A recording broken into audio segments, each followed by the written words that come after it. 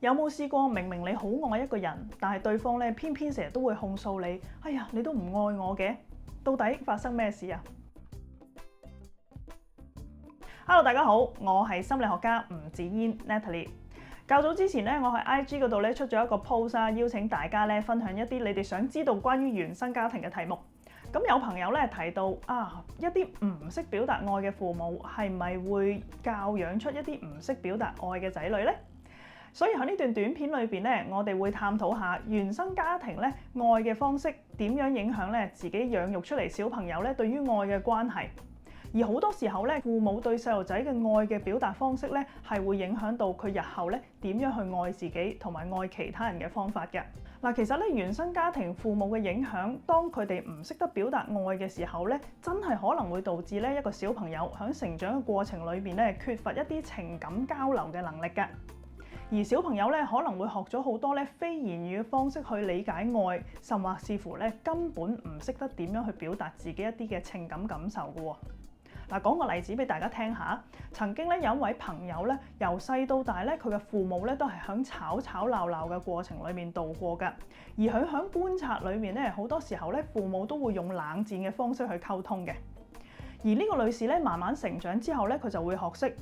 原來咧愛一個人嘅方法咧係要 keep 住自己咧係 keep cool，同埋咧唔好同對方有咁多情感嘅交流。萬一咧真係要用溝通嘅方法咧，佢都只係識得咧用一啲衝突嘅方式咧去同佢嘅另外一半溝通嘅啫。嗱，另外一位朋友佢愛嘅方式係點呢？細個嘅時候咧，佢父母好多時候咧因為返工啦，出咗去做嘢啦，好多時候咧都冇時間咧係 physically 去陪伴呢個小朋友㗎。於是乎咧，佢嘅父母有好多時候就係透過一啲物質嘅方式咧去補償嗰種愛俾佢小朋友啦。嗱，久而久之咧，呢個小朋友成長咗之後咧，佢就學識咗，原來咧係透過物質去向對方去表達愛嘅感受。所以好多時候咧，當佢愛一個人咧，佢並唔係用任何嘅形式去表達嘅，而係透過一啲禮物啊，或者咧一啲物質化嘅嘢向對方表達自己愛嘅方式㗎。嗱，當我哋咧講一啲感情關係或者人際關係嘅時候咧，點解有好多時候明明你覺得自己不停咁表達愛，而對方咧都係會有控訴話俾你聽你唔夠愛佢呢？原因就係因為大家嘅成長背景唔同，可能咧大家對於愛嗰個給予嘅能力同埋接收嘅方式咧係會有唔同嘅理解，而造成咗呢個落差嘅。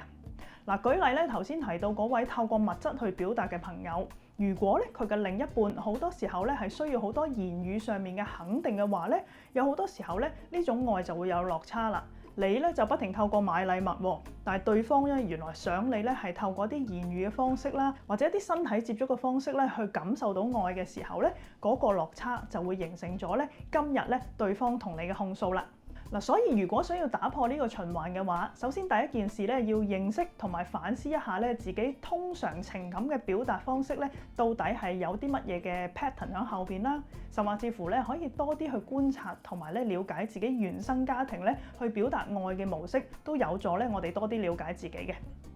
嗱，第二講到感情關係咧，當然係雙方㗎啦。咁所以咧一個良好嘅溝通技巧啦，了解下對方嘅成長背景，到底係點樣表達愛同埋接收愛，對於咧你自己同對方咧嗰個相處上面咧都會有幫助嘅。當然啦，如果有需要嘅話咧，可以尋求一啲專業人士嘅協助，從而咧去幫自己建立一個更健康嘅關係模式啦。如果你中意呢條短片，請你 like 同埋 subscribe 我哋嘅 channel 啊！下次再同大家講多啲原生家庭有關嘅題目，下次再見，拜拜。